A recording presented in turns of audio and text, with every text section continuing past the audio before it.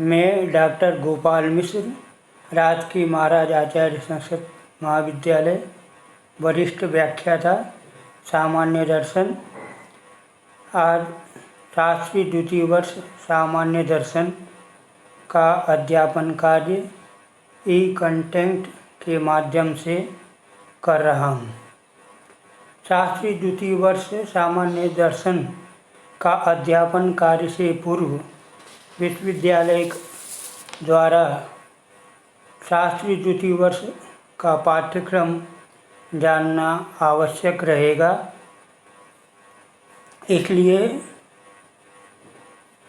पाठ्यक्रम इस प्रकार निर्धारित है। सामान्य दर्शन के 2 प्रश्न पत्र होंगे। प्रथम पत्र 100 अंक का और द्वितीय पत्र 100 अंकों का होगा। प्रथम पत्र में न्याय सिद्धांत मुक्तावली, लेखक विश्वनाथ पंचानन, प्रत्यक्ष खंड है। और द्वितीय पत्र में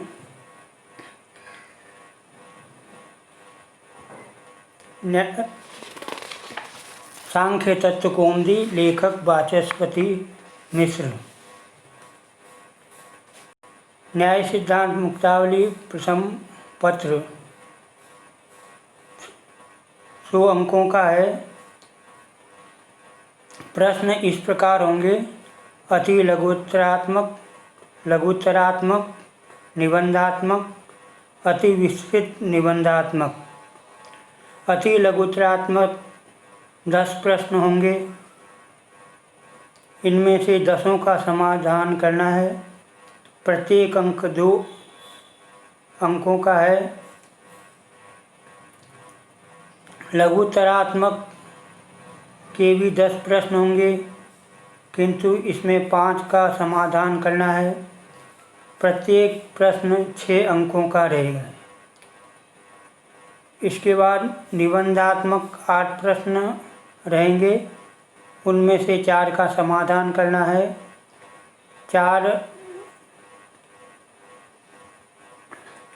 8 प्रत्येक प्रश्न 8 अंकों का रहेगा। अति विस्तृत निबंधात्मक 2 प्रश्न होंगे। इसमें से 1 का समाधान करना है और 18 अंकों का होगा। इस प्रकार द्वितीय पत्र भी होंगे। उनका भी प्रश्न उसी तरह से अति लघुत्तरात्मक, लघुत्तरात्मक, निबंधात्मक, अति विस्तृत निबंधात्मक रूप से रहेगा। उसी तरह से विकल्प और समाधान के प्रश्न रहेंगे।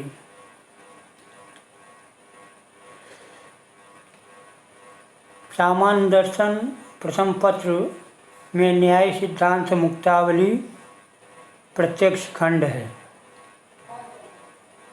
न्याय सिद्धांत मुक्तावली ग्रंथ के नाम से ही यह प्रतीत होता है कि यह ग्रंथ न्याय दर्शन का है।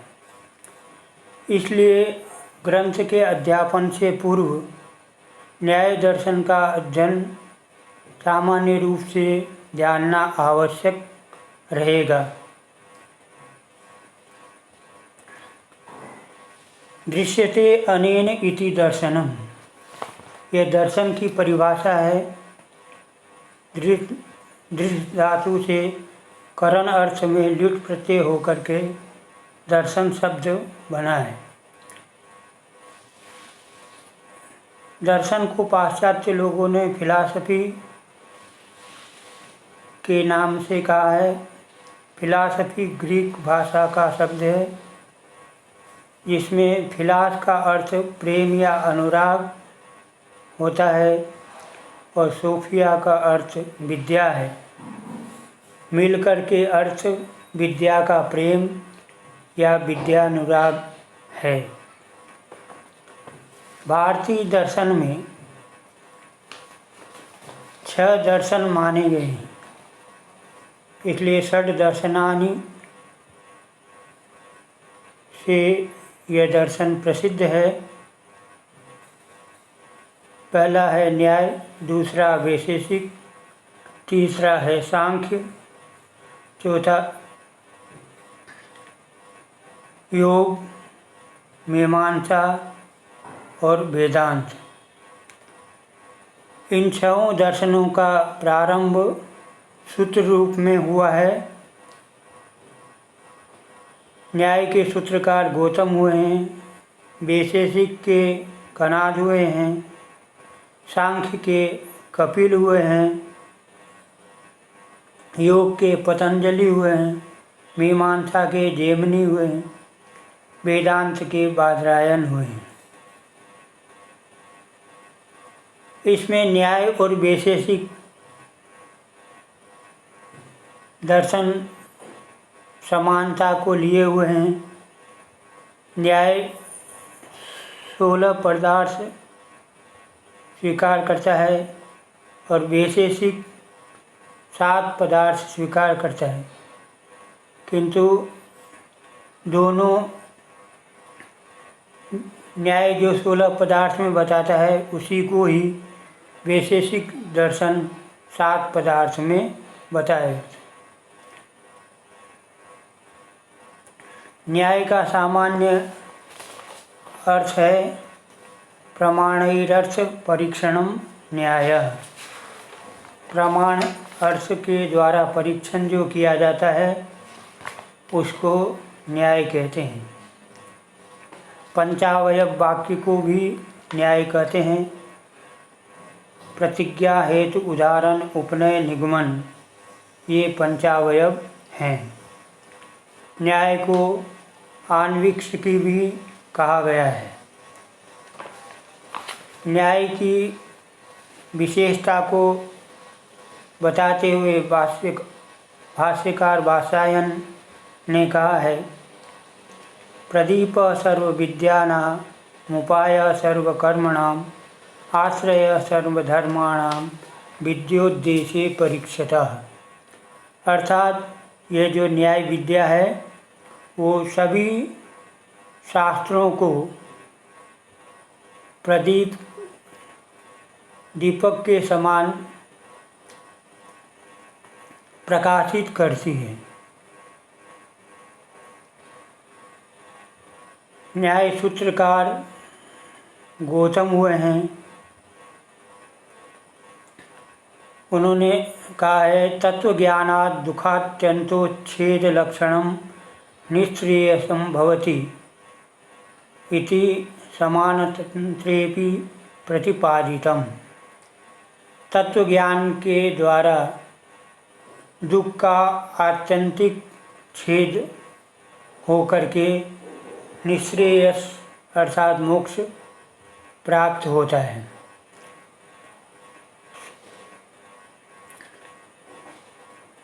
न्याय सूत्रकार गौतम का प्रथम सूत्र है प्रमाण प्रमेय संशय प्रयोजन सिद्धांतावयव तर्क निर्णय वाद जल्प वितंडा हेत्वाभास छल जाति निग्रस्थानानां तत्वज्ञानान्निःश्रेयसाधिगमः। अर्थात प्रमाण, प्रमेय, संशय, प्रयोजन, सिद्धांत, अवयव, तर्क, निर्णय, वाद, जल्प, वितंडा, हेत्वाभास, छल, जाति, निग्रस्थान, ये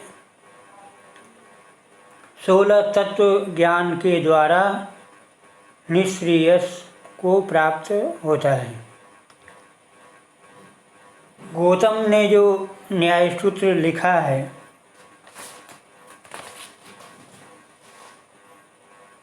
वो 5 अध्यायों का है।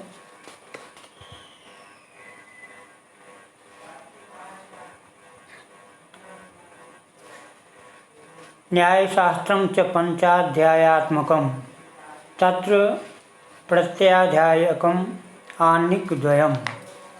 प्रथमाध्यायस्य प्रथमान्निके भगवता गौतमेन प्रमाणादि पदार्थ लक्षण निरूपणं विधाय द्वितीये बादादि सप्त पदार्थ लक्षण निरूपणम कृतम। न्याय सूत्रकार ने 5 अध्याय लिखे हैं। उन 5 अध्यायों में एक अध्याय में 2 आह्निक हुए हैं। प्रथम अध्याय के प्रथम आह्निक में प्रमाणादि पदार्थ के लक्षण का निरूपण किया है और द्वितीय आह्निक में बादादि सप्त पदार्थ लक्षण का निरूपण किया है। द्वितीयस्य प्रथमे संशय परीक्षणम प्रमाण चतुष्टया प्रामाण्य शंका निवारणम च द्वितीय आपत्त्यादि अंतर्भाव निरूपणम। द्वितीय अध्याय के प्रथम आह्निक में संशय परीक्षण प्रमाण चतुष्टयादि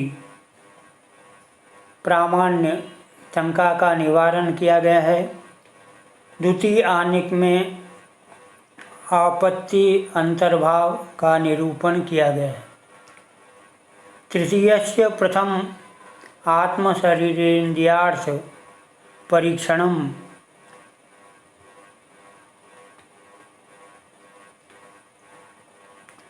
द्वितीय बुद्धि मनः परीक्षणम। तृतीय के प्रथम आह्निक में आत्म शरीर इंद्रिय अर्थ का परीक्षण किया गया है। द्वितीय आह्निक में बुद्धि मन का परीक्षण किया गया है। चतुर्थस्य प्रथमे प्रवृत्ति दोष प्रेत्य भाव फल दुखाववर्ग परीक्षणम। द्वितीय दोष निमित्तकत्व निरूपणम अव्ययादि निरूपणम च। चतुर्थ अध्याय में प्रथम पाद में प्रवृत्ति दोष प्रेत्य भाव फल दुख अपवर्ग का परीक्षण किया गया है। द्वितीय आह्निक में दोष निमित्तकत्व का निरूपण किया गया है। पंचमस्य प्रथमे जाति भेद निरूपणम द्वितीय निग्रहस्थान भेद निरूपणम।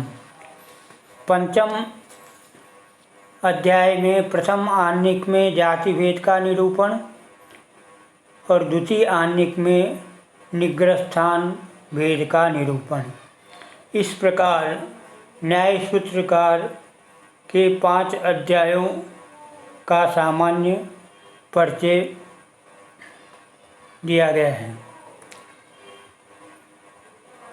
अब न्याय सूत्र के बाद अनेक टीकाकार हुए हैं। उसमें सबसे प्रथम वात्स्यायन का न्याय भाष्य है, उद्योतकर का न्याय वार्तिक है, वाचस्पति मिश्र का तात्पर्य टीका है, जयंत भट्ट का न्याय मंजरी है, बासर्व का न्याय भूषण है, उदयनाचार्य का तात्पर्य परिशुद्धि है, गंगेश उपाध्याय का चिंतामणि है। गंगेश उपाध्याय ने न्याय को एक नवीन धारा में ले जा कर के नव्य न्याय को पल्लवित किया है। 2 तरह के न्याय की धारा है, एक प्राचीन नैयायिक, एक नवीन नैयायिक। जो सूत्र के रूप 16 पदार्थ के अनुसार चले हैं वो प्राचीन नैयायिक कहलाते हैं और जो प्रमाण के आधार पर चले हैं वो नव्य न्याय कहलाए। तो गंगेश उपाध्याय ने चिंतामणि ग्रंथ लिख करके नव्य न्याय का प्रारंभ किया है। इस तत्व चिंतामणि के ऊपर वर्धमान उपाध्याय का प्रकाश, रघुनाथ शिरोमणि की दिदीति, मथुरानाथ की माथुरी,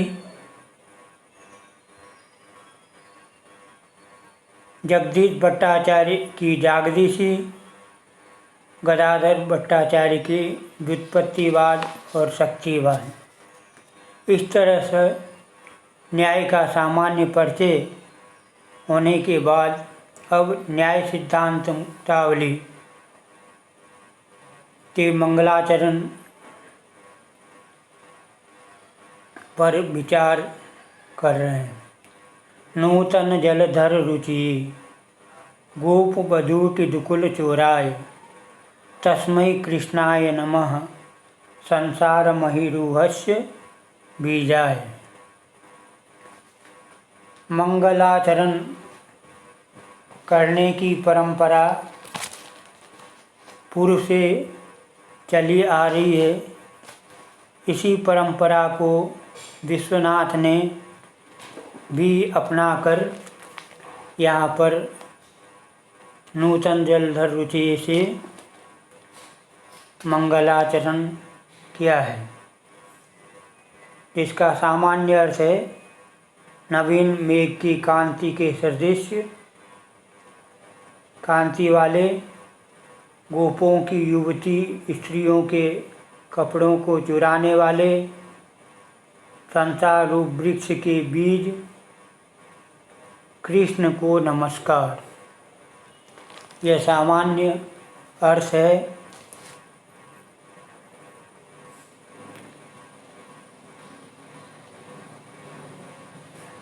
इस श्लोक का अन्वय इस प्रकार है। नूतन जलधर रुचिये गोप बधूटि दुकुल चोराय, संसार महिरुवस्य बीजाय, तस्मै कृष्णाय नमः। नूतनश्चासौ जलधरो मेघो नूतन जलधर, रुचिरिव रुचि यस्य स नूतन जलधर रुचि। तस्मै गोप बधूटि दुकुल चोराय, गा पान्ति इति गोपः, गोपानां बधूटयः, गोप बधूटीनां दुकुलानि चोरयति यः सः चोरः, गोप बधूटि दुकुलानां चोरः, तस्मै गोप बधूटि दुकुल चोराय। संसार महिरूहस्य बीजाय। संसार जन्म स्थिति लय शीलम जगत स एव महिरूह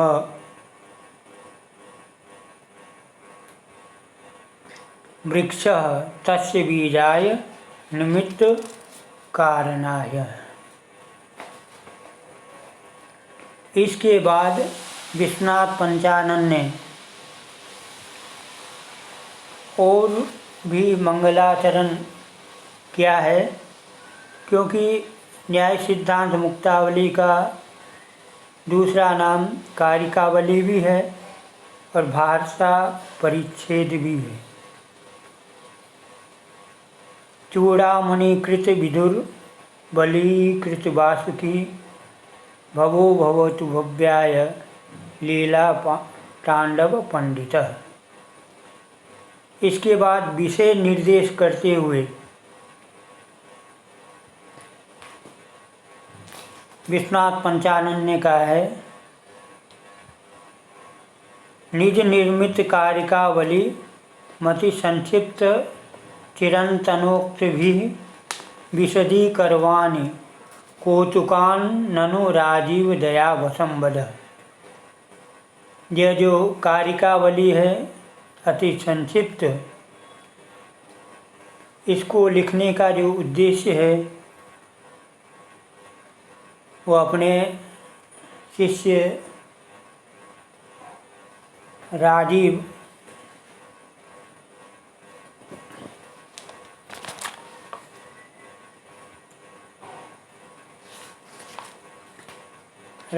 के लिए इन्होंने न्याय सिद्धांत मुक्तावली को लिखा है।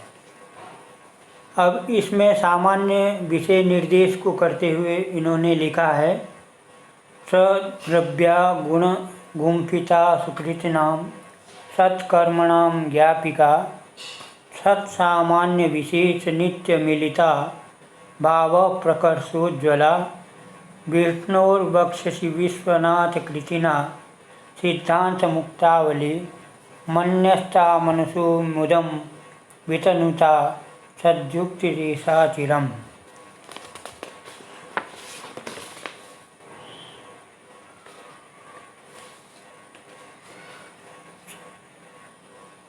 न्याय सिद्धांत मुक्तावली में 7 पदार्थ हैं, द्रव्य गुण कर्म सामान्य विशेष समवाय और अभाव।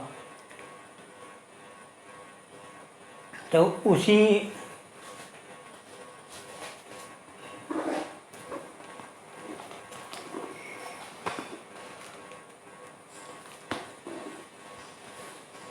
सिद्धांत मुक्तावली में एक माला, ऐसी माला है जिसमें ये 7 पदार्थ हैं, और ऐसी माला को जो विष्णु के वक्षस्थल पर इन्होंने अर्पित किया है।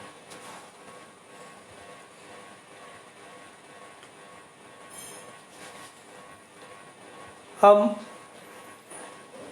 सामान्य मंगल करने के बाद यहाँ ये प्रश्न उठता है कि मंगल क्यों करना चाहिए।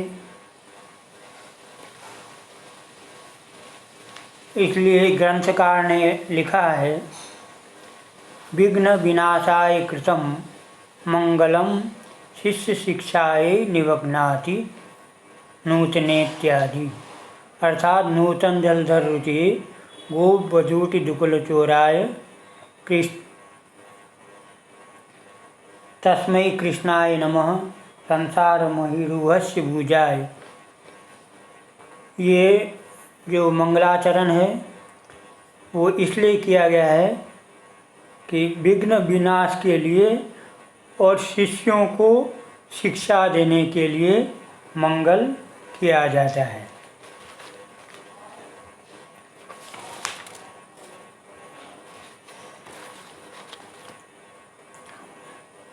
किसी भी कार्य को करने के लिए प्रारंभ करने से पूर्व मंगलाचरण करने की परंपरा रही है। आज भी समाज में गृह प्रवेश हो, शुभ कार्य हो,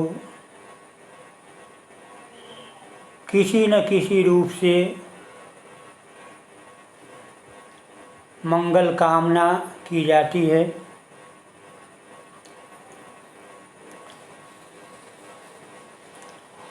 इसलिए ग्रंथकार ने कहा है, विघ्न विनाशाय कृतं मंगलम शिष्य शिक्षाय निवग्नाति।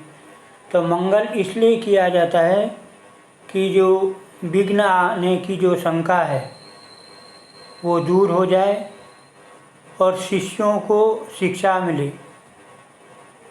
क्योंकि जो कार्य हम करेंगे तो हमारे शिष्य भी करेंगे। घर में भी जैसा आचरण छात्र गुरु शिष्य के द्वारा होता है, उसी को ही शिष्य देख करके कार्य को करता है। जैसे कोई बड़ा आदमी आता है तो उसको सर्वप्रथम नमस्कार या प्रणाम किया जाता है। तो जब छात्र को सिखाया जाता है तो वही छात्र आगे भी जाकर अपने शिष्यों को उसी तरह से शिक्षा देता है।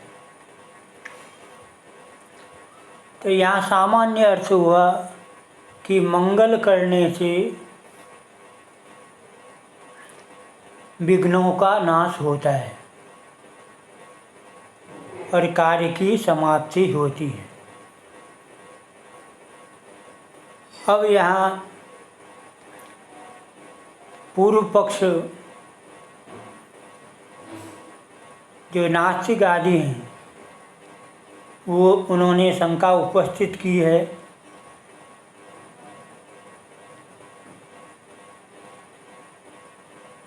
कि यदि मंगल करने से कार्य की समाप्ति या विघ्नों का नाश होता है तो जहाँ पर मंगल किए गए हैं तो वहाँ कार्य होना चाहिए, मतलब कार्य की समाप्ति होनी चाहिए, और जहाँ मंगल नहीं किया गया है तो वहाँ पर जो है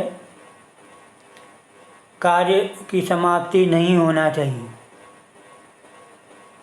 इसलिए कहा है ननु मंगलम न विघ्न ध्वंसम प्रति न वा समाप्ति प्रति कारणम विनापि मंगलम नास्तिकादीनां ग्रंथे निर्विघ्न परिसमाप्ति दर्शनात् इति चेत।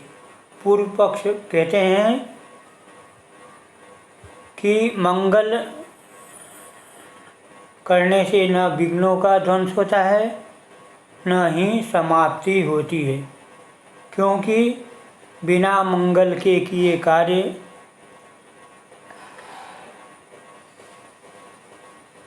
होने पर भी नास्तिकों के ग्रंथ निर्विघ्न समाप्त हुए हैं।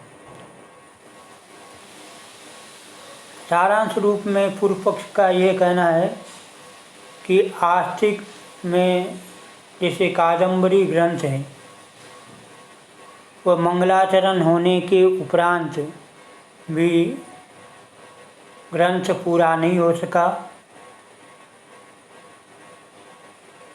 और नास्तिकों ने मंगल नहीं किया है तब भी उनके ग्रंथ समाप्त हो गए।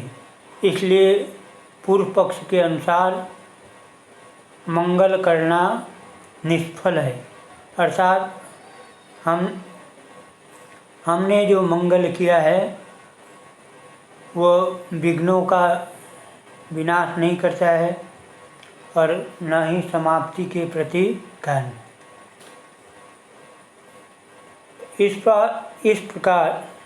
इस पर पूर्व पक्ष के कहने के ऊपर ग्रंथकार अब कहते हैं कि ऐसी बात नहीं है कि मंगल करने से कुछ भी नहीं होता है। इसलिए ग्रंथकार कहते हैं अभिगीत शिष्टाचार विशेषत्वेन मंगलस्य सफलत्वे सिद्धे तत्र च फल जिज्ञासा संभवति अदृष्टकल्पनया अन्यान्यत्वात् उपस्थितत्वात् च समाप्तिरेव ही फलम कल्पति। इन्होंने कहा है कि जहाँ शिष्टाचार के लिए मंगल किया जाता है और फल जो है अदृष्ट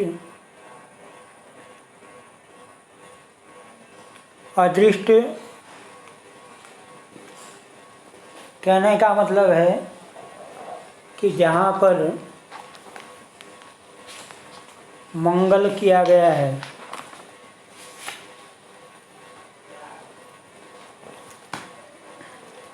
और कार्य समाप्त नहीं हुआ है वहाँ पर मंगल को असफल नहीं मानना चाहिए, वहाँ पर फल को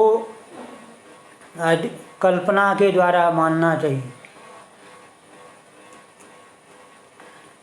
समाप्ति ही फल मानते हैं। इत्थं च यत्र मंगलम न दृश्यते तत्रापि जन्मांतरीयम कल्पते। और जहाँ पर मंगल नहीं देखा जाता है और वहाँ पर जो कार्य की समाप्ति होती है वहाँ जन्मांतर की कल्पना करनी चाहिए। इसके बाद प्राचीन नैयायिक ने कहा है, इसके लिए ग्रंथकार ने कहा, प्राचीन नैयायिक मतेतु यत्र च सत्यपि मंगले समाप्ते न दृश्यते तत्र बलवत्तरो विघ्नो विघ्न प्राचुर्यं वा बोध्यम प्रचुरस्य अस्य बलवत्तर विघ्न निराकरण कारणत्व विघ्न ध्वंसस्तु मंगलस्य द्वारम मिथ्याहु प्रांच। जहाँ पर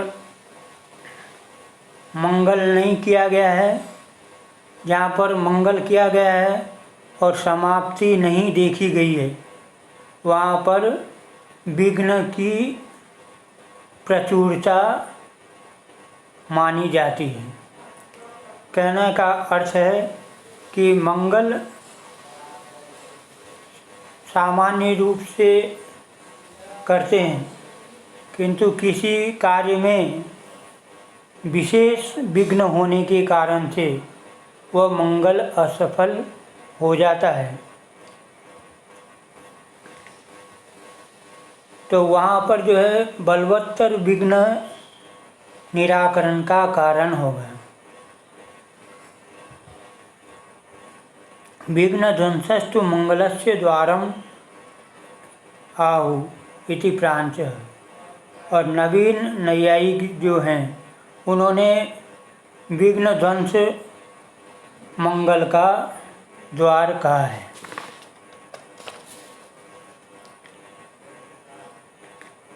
इसलिए कहा है नव्यास्तु मंगलस्य विघ्न ध्वंसे एव फलम समाप्तिस्तु बुद्धि प्रतिवादी कारण कलापात। नवीन नैयायिकों के मत में मंगल का फल जो है, मंगल का कार्य विघ्न ध्वंस है, फल जो है समाप्ति ये बुद्धि प्रतिभा आदि के कारण से होती है। तो पूर्व पक्ष इस पे कहता है कि न च स्वतः सिद्ध विघ्न विरहवतः कृतस्य मंगलस्य निष्फलत्वापत्ति इति वाच्यम। मतलब मंगल करना जो है निष्फल हो जाए, इस तरह से मंगलाचरण करना निष्फल है। तो उसका समाधान ग्रंथकार करते हैं इष्टापत्ति। मतलब ये जो आप कह रहे हैं कि पूर्व पक्ष की जो मंगल निष्फल है, ऐसा नहीं कहना चाहिए। इष्टापद्ये विघ्न शंका तदाचरणात् तथैव शिष्टाचारात्। मतलब मंगल जो है विघ्न के नाश के शिष्टाचार के लिए भी मंगल किया गया है। न च तस्य निष्फलत्वे तद्बोधक वेदा प्रामाण्यापत्ति रीति वाच्यम सति विघ्ने तन्नाशस्यैव वेदि बोधितत्वात्। ग्रंथकार फिर कहता है समाधानम अतएव पापभ्रमेण कृतस्य प्रायश्चितस्य निष्फलत्वेपि न तद्बोधक वेदा प्रामाण्यम मंगलम तो विघ्न ध्वंस विशेषे कारणम विघ्न ध्वंसम विशेषे च विनायकस्तव पाठादि। पाप भ्रम से जो है प्रायश्चित निष्फल नहीं है, ये वेद का प्रामाण्य है। मंगल विघ्न ध्वंस का विशेष कारण है, विघ्न ध्वंस विशेष जो है विनायक आदि पाठ है। क्वचिच्च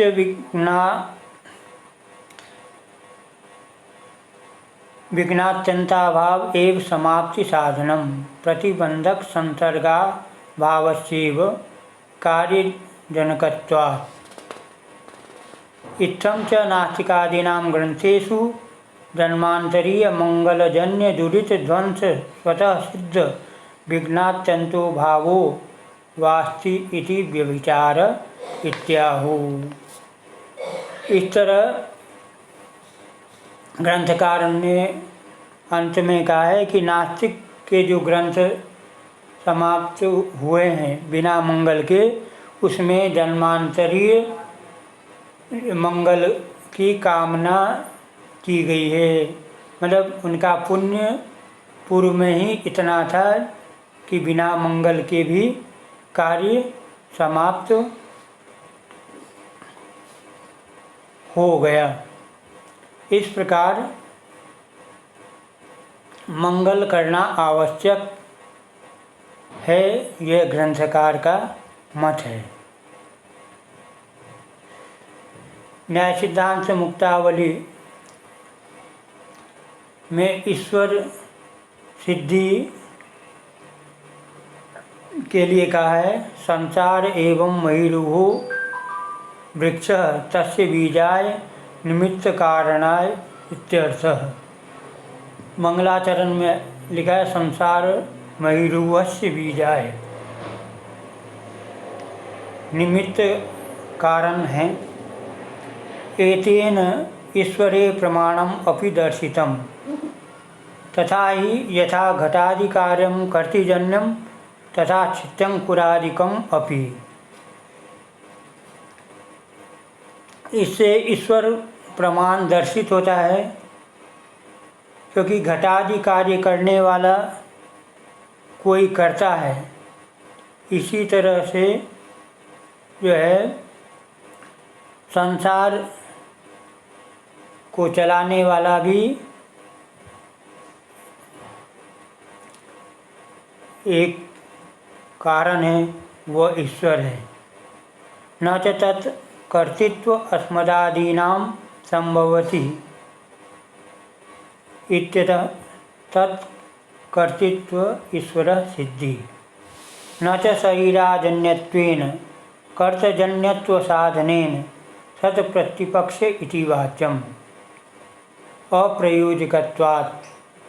मम तु कर्तृत्वेन कार्यत्वेन कार्यकारण भाव एव अनुकूल तर्कः। धावा भूमि जनन्य देव एको विश्वस्य कर्ता भुवनस्य गोप्ता इत्यादयः आगमा अपि अनुसंधेयः। इस तरह से ईश्वर को सिद्ध किया है।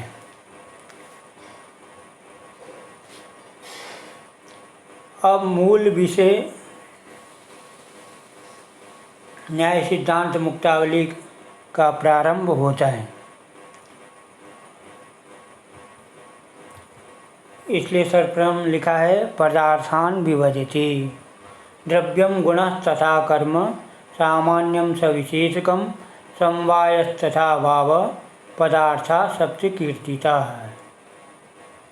अर्थात पदार्थ हैं द्रव्य, गुण, कर्म, सामान्य, विशेष, समवाय और अभाव। सप्त पदार्थ कीर्तिता। पदार्थाः सप्त कीर्तिता, यह कारिका में दिखा कि पदार्थ 7 होते हैं। इससे ये समझना चाहिए कि पदार्थों की संख्या न 7 से ज़्यादा है न कम है। सप्तमस्य अभावत्व कथनादेव षण्णां भावत्वं प्राप्तं तेन भावत्वेन पृथक उपन्यासो न कृतः। 7वां पदार्थ अभाव कहा गया है, इसीलिए 6 जो पदार्थ हैं वो भाव हैं,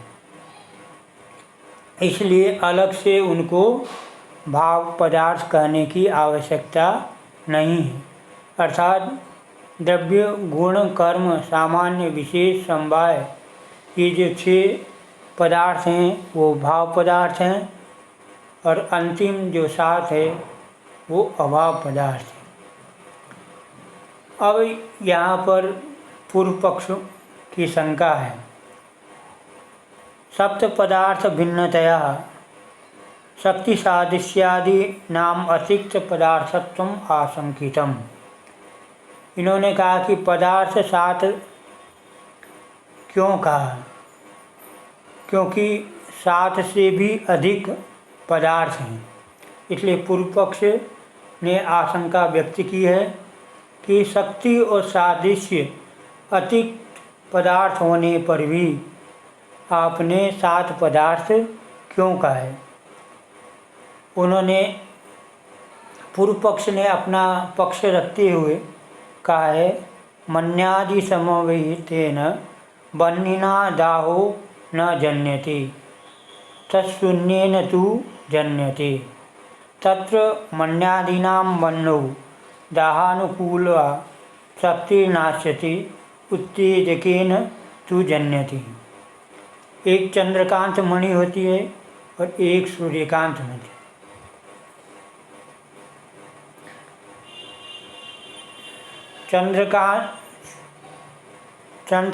चंद्रकांत मणि के पास यदि सूर्यकांत मणि आता है तो चंद्रकांत मणि का प्रभाव समाप्त हो जाता है। तो इससे ये प्रतीत होता है कि शक्ति नाम की एक कोई पदार्थ होना आवश्यक है।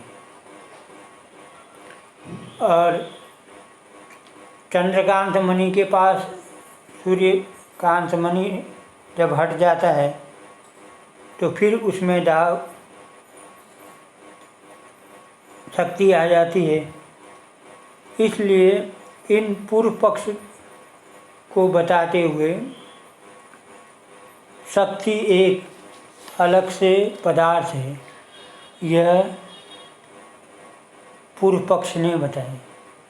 इसी तरह से सादृश्य के लिए भी कहा है, एवं सादृश्यम अतिरिक्त पदार्थ है। सादृश्य भी एक अतिरिक्त पदार्थ है। तद्धि न षट्सु भावेषु अंतर्भवति सामान्येपि सत्वात् यथा गोत्वं नित्यं तथा अश्वत्वम अपि सादृश्य प्रतीते हैं। जैसे गोत्व नित्य है वैसे अश्वत्व भी नित्य है। ऐसी सादृश्य प्रतीति के कारण से सादृश्य अतिरिक्त पदार्थ है। इस प्रकार पूर्व पक्ष ने सादृश्य और शक्ति को एक अलग पदार्थ बताया। इसके बाद ग्रंथकार इसका समाधान करते हैं कि यह शक्ति और सादृश्य अलग पदार्थ नहीं है। सदृश्य इसलिए ग्रंथकार ने कहा है, मन्याद्य भाव विशिष्ट